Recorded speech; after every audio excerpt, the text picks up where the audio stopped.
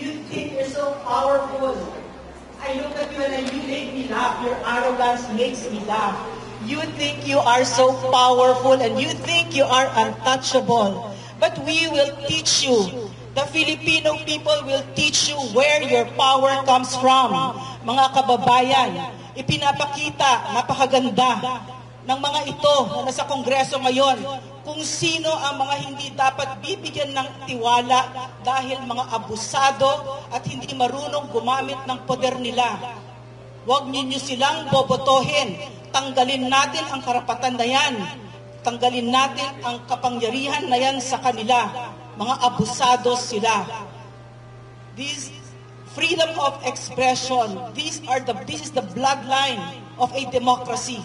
Huwag ninyong isusurrender yan. At ano pa yung itinuro ni President Duterte sa atin?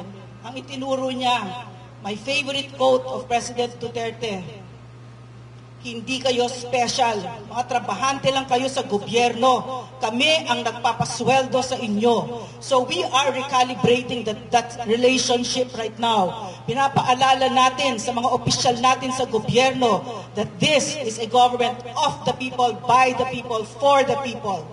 Alalahanin ninyo yan. And the people in Congress right now who think you are untouchable and that you are so powerful and that you are so drunk with power, you are very weak. Because you need to threaten, you need to humiliate, you need to oppress and violate our rights in order for us to go to you. Unlike President Duterte, we spend out of pocket to be with him. We follow him. We obey him, we respect him because he has earned our trust. You know why? Because hindi siya abusado. Totoong nagsilbi sa Pilipino si President Rodrigo Roa Duterte. He is a very strong leader na hindi niya kailangan ang tsapa, hindi niya kailangan ang titulo. Nakuha niya ang pagmamahal at respeto ng Pilipino dahil hindi siya nagnakaw. Hindi siya parte ng vice scam na yan. Hindi siya parte ng pinaka-corrupt na budget sa Pilipino na ninanakawan nyo ang pinakamahihirap na Pilipino.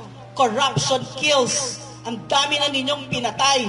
Yung mga public hospitals natin, yung mga batang nagkakasakit na walang vaccines dahil pinagnanakaw ninyo because you just have to have your 3 million watches, 3 million peso watches, your vulgar bags, ugly faces of your wives that are plastic surgery,